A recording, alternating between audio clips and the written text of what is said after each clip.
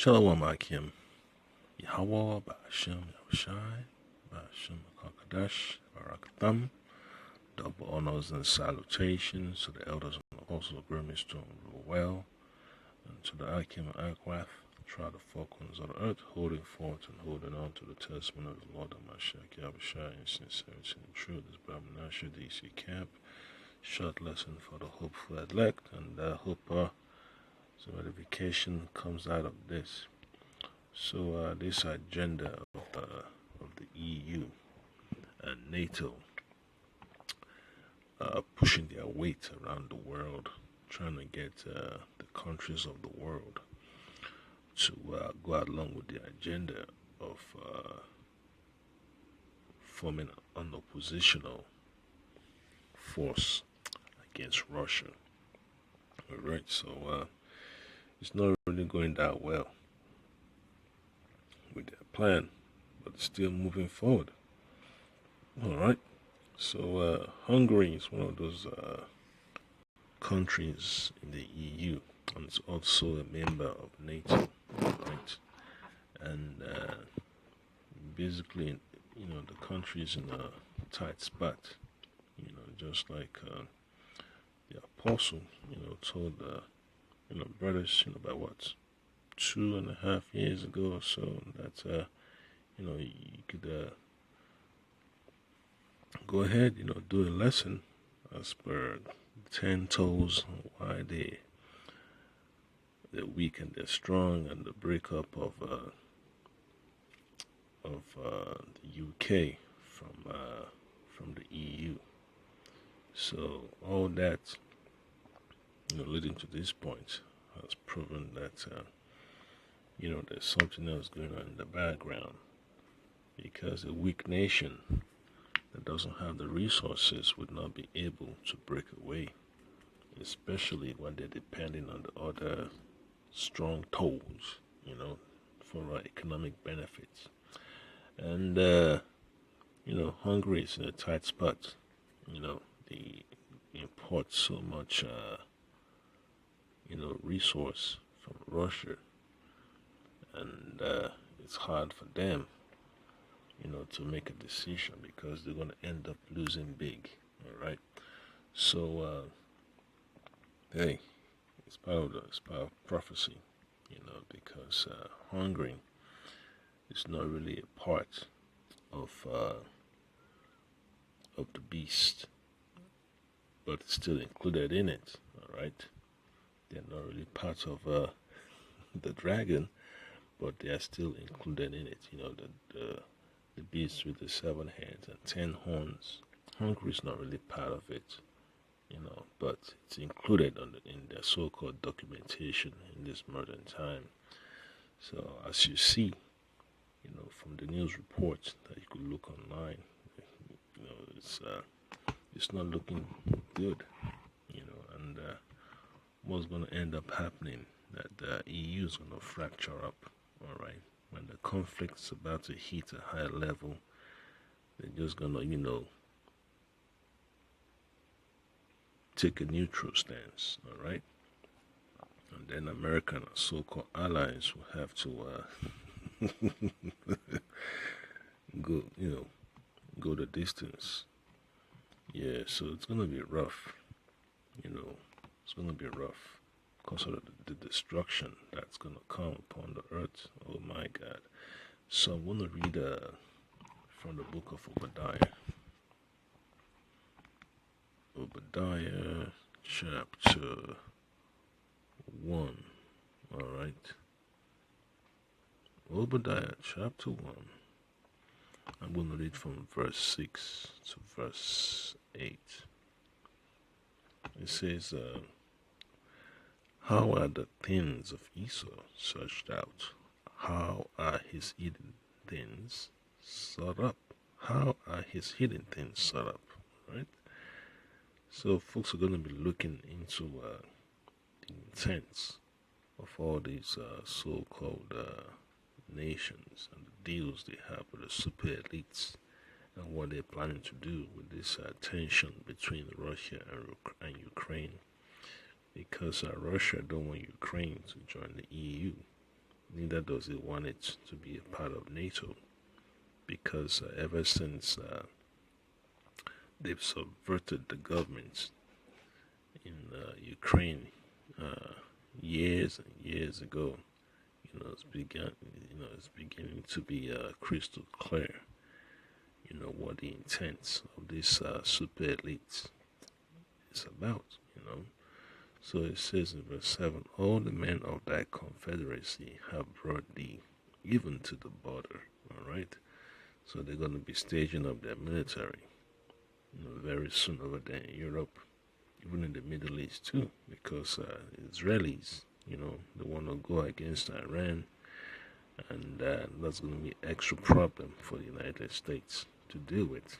So how are they going to fight two different wars? Even the so-called top commander of the Navy was saying that the United States is going to have a difficulty, fighting two wars simultaneously.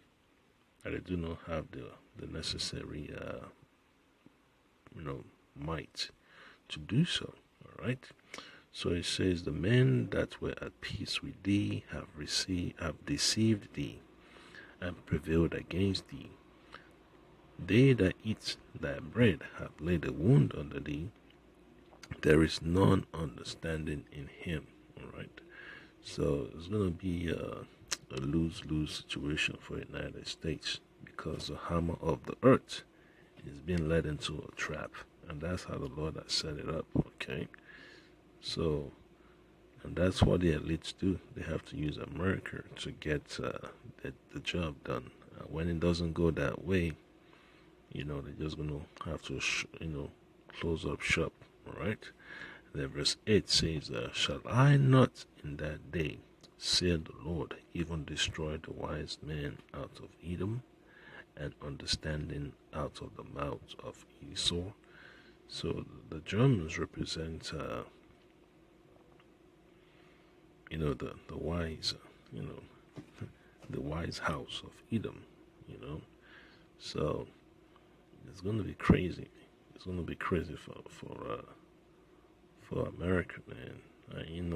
A lot of people also understand that America is basically torn between those that want to go along with the agenda for the NWO and those that do not want to go along.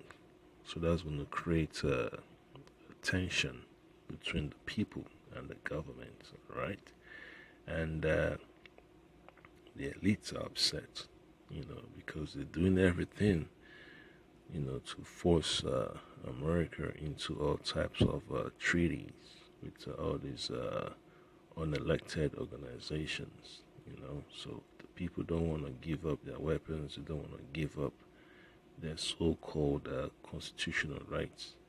And it's going to create a lot of animosity with the so-called elected officials like you have in Congress, and the Senate, the House and the Senate. So it's going to be crazy, it's going to be chaotic, and they're going to have to put boots on the ground, to quell the uprising of the people, because the elites are in a rush to have their agenda fulfilled, right? So when all that doesn't go according to plan, they'll have to force the hand of, the people, to stand against oppression, and they're going to have to clamp down hard. That's why the scripture talks about the men of Babylon, all right, have forborne to fight. So this is Jeremiah chapter 51 verse 30. It says, the mighty men of Babylon have forborne to fight. They have remained in their holes. Their might hath failed. They became as women. They have burned her dwelling places. Her bars are broken. Yeah. So that's the defeat of America. All right. The elites are going to have to use their surreptitious tactics to undermine the strength of America. So whatever agents they got in all these government agencies, they're going to have to use that, whether it's the Pentagon, whether it's the FBI or CIA, these media corporations, corporate America, all these non-profit organizations, they're going to have to, hit that activate button, because that's what a lot of people are saying, that America has been pulled down the drain. So it's going to be a crazy and violent ending. And then the Lord Hamashaki, our shining angels, will put icing on the cake. So it's going to be rough. And the book of Revelation, all right, the book of Revelation, chapter 17, verse 16 says this: "And the 10 horns which thou sawest upon the beasts, these shall hit the whore, and shall make her desolate and naked, and shall eat her flesh, and burn her with fire." All right, so it's gonna be chaotic, man. So let me just play this clip real quick, and I get some more precepts. Hungary is already under a state of emergency linked to the COVID pandemic. It was due to expire next Tuesday. Now the country's nationalist Prime Minister Viktor Orbán has introduced another one, citing the challenges of Russia's war in Ukraine. We see that the war and the sanctions from Brussels on Russia have led to massive economic upheaval and drastic price increases. The world is on the brink of an economic crisis. Hungary must stay out of this war and protect the financial security of families. The Hungarian parliament, newly sworn in, has amended the constitution to allow for the measure. Orbán's Fidesz right-wing populist party has a 2/3 majority in the chamber. Yeah, and then you also have the situation with Finland and Sweden. All right, Finland and Sweden, they want to join NATO. All right, so just imagine,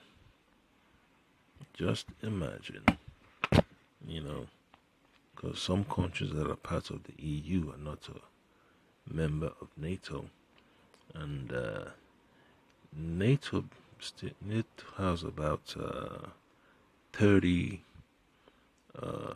countries, or what they call member states, all right? And Finland and Sweden are not part of NATO, but they are neighbors to NATO. It's like they're neighbors to Russia, all right? In fact, let me just say they're neighbors to NATO countries and Russia, all right? So just imagine if, when Finland and Sweden decide to join NATO, what's Russia gonna do? So that's just an extra step closer to World War III. Okay, so are those nations gonna be able to stand against Russia? No, they won't. Despite all the preparations they have. So it's gonna be chaotic. All right. So all this idea that they don't want to get any more oil from Russia, it's a tough pill to swallow. And them going around the world, shopping for all the sources of oil, natural gas, it's just what you call a dog and pony show.